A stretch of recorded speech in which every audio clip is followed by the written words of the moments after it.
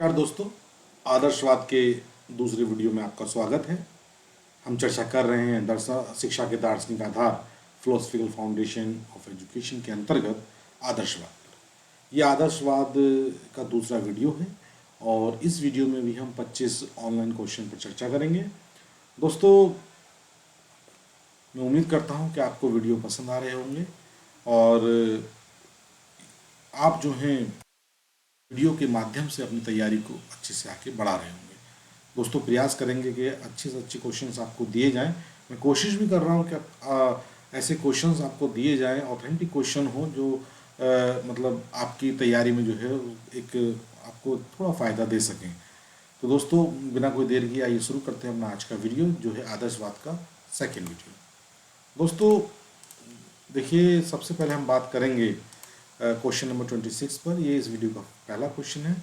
प्राचीन आदर्शवादी विचारक शिक्षा को बाल केंद्रित न मानकर शिक्षक केंद्रित तथा पाठ्यक्रम केंद्रित मानते हैं।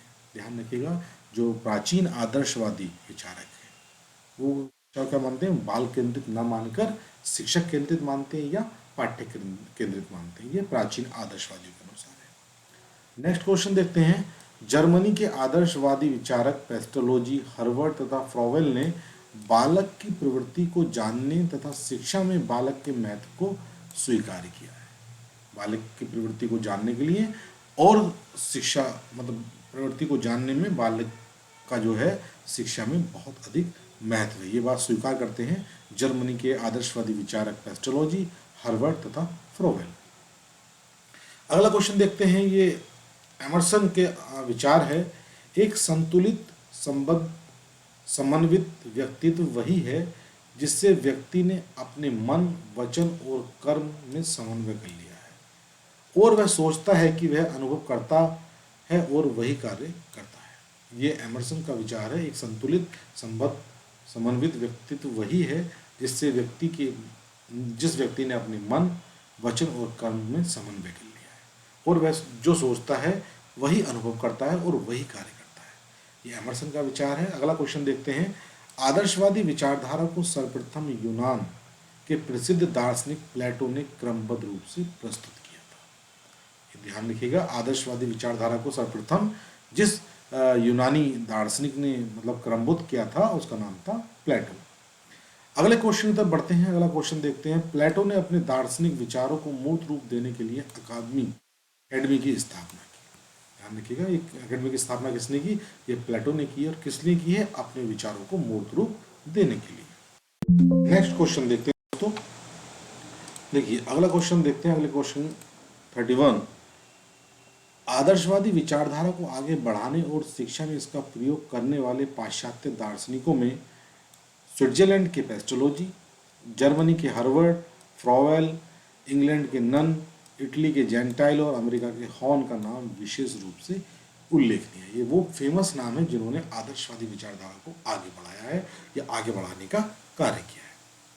प्लेटो के अनुसार देखते हैं कि प्लेटो कहते हैं कि शिक्षा का कार्य मनुष्य के शरीर और आत्मा को वह पूर्णता प्रदान करना है जिसके कि वे योग्य है।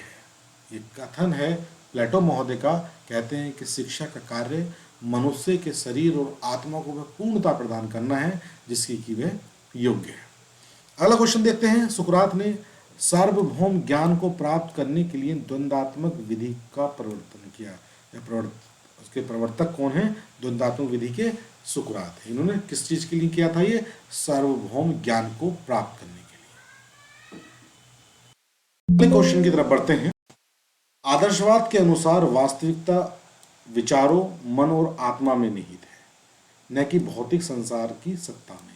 ये कथन है हैरोल्ड बी टायरस का। कहते हैं, पुनः देखिए, आदर्शवाद के अनुसार वास्तविकता विचारों, मन और आत्मा में निहित है, न कि भौतिक संसार की सत्ता में।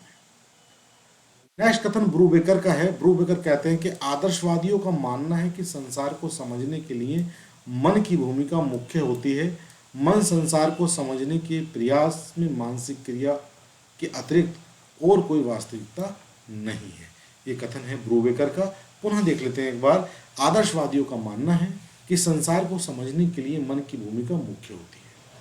मन संसार को समझने के प्रयास में मानसिक क्रिया के अतिरिक्त और कोई वास्तविकता नहीं है। ये ब्रूवेकर का कथन है। नेक्स्ट क्वेश्चन की तरफ हम बढ़ते हैं।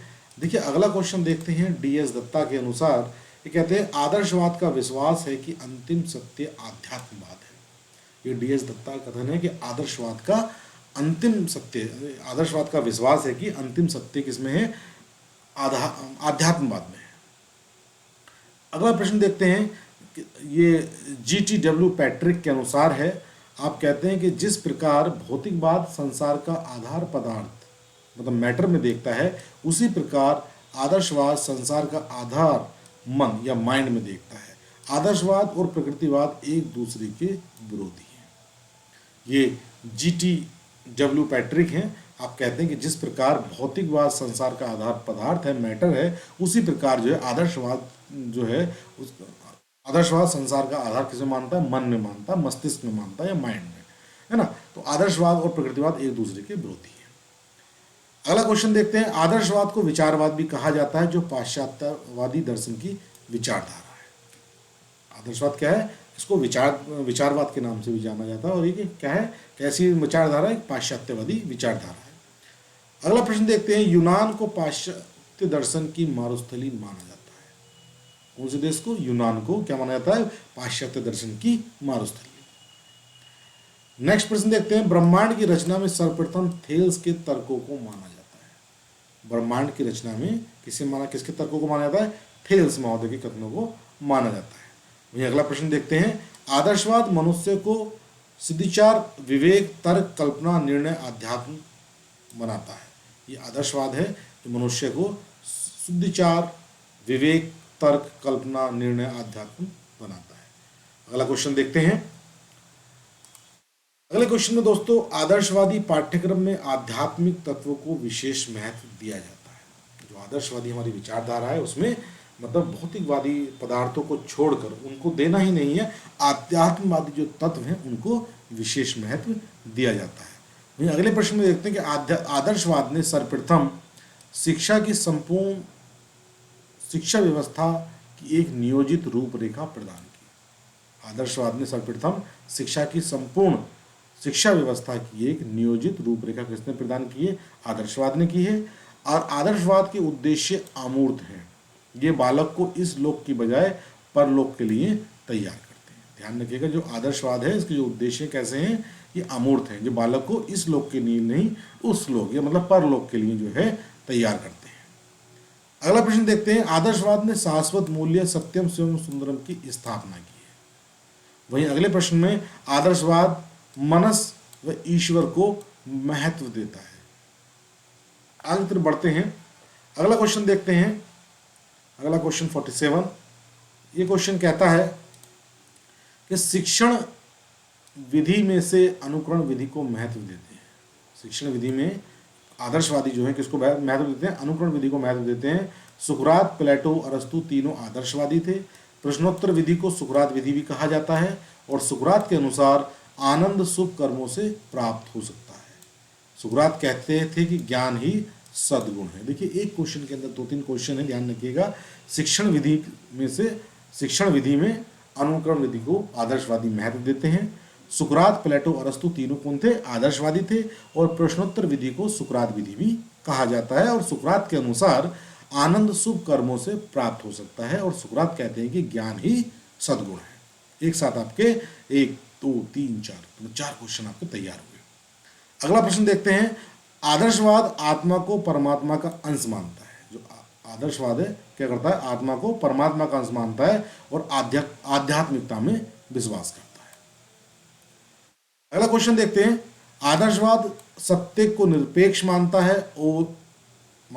आदर्शवाद राज्य की सत्ता को व्यक्ति से ऊपर मानता है। जो आदर्शवाद है ये करता है सत्य को निरपेक्ष मानता है और आदर्शवाद राज्य की सत्ता को व्यक्ति से कहीं ना कहीं ऊपर मानता है। अगला प्रश्न देखते हैं। उच्च शिक्षा में स्वाध्याय विधि को अच्छा मानते हैं। उच्च शिक्षा में जो आदर्शवादी हैं वो स्वाध्याय विधि को अच्छा मानते हैं। आदर्शवाद की विचारधारा ज्ञान व मूल्यों पर आधारित है। जो आदर्शवादी लोग हैं वो क्या करते हैं, उच्च शिक्षा में स्वाध्याय विधि को अच्छा मानते हैं और साथ ही आदर्शवादी की विचारधारा ज्ञान व मूल्यों पर आधारित होती है। तो दोस्तों ये आपका दूसरा वीडियो था। ये रेफरेंसेस हैं और मैं उम्मीद करूंगा कि ये वीडियो आपको पसंद आएगा। अच्छे क्वेश्चन है और उम्मीद करता हूँ ये वीडियो और ये क्वेश्चंस हैं आपकी तैयारी में आपका सहयोग करेंगे। अगर किसी क्वेश्चन को लेकर कोई शंका है तो आप निसंकोच जो है मेरे से बात कर सकते हैं, मैसेज अपना लिख सकते हैं, मैं आपको। और हाँ, अगर कुछ साथी बात भी करना चाहते हैं तो देखिए दोस्तों, जो साथी बात करना चाहते हैं आप अपना मोबाइल नंबर जो है कमेंट्स में छोड़ दें, मैं आपसे बैक कॉल कर लूँगा आपको। ये निश्चित रही मैं बात आपसे ज़रूर करूँगा। तो दोस्तों मिलते हैं अगले वीडियो में, जो हमारा तीसरा इसका आदर्शवाद का वीडियो होगा। इसके बाद हम 2 या 3 वीडियो में और बात करेंगे, उसके बाद हम अगले बात निकलेंगे। जब तक के लिए नमस्कार, बहुत बहुत धन्यवाद।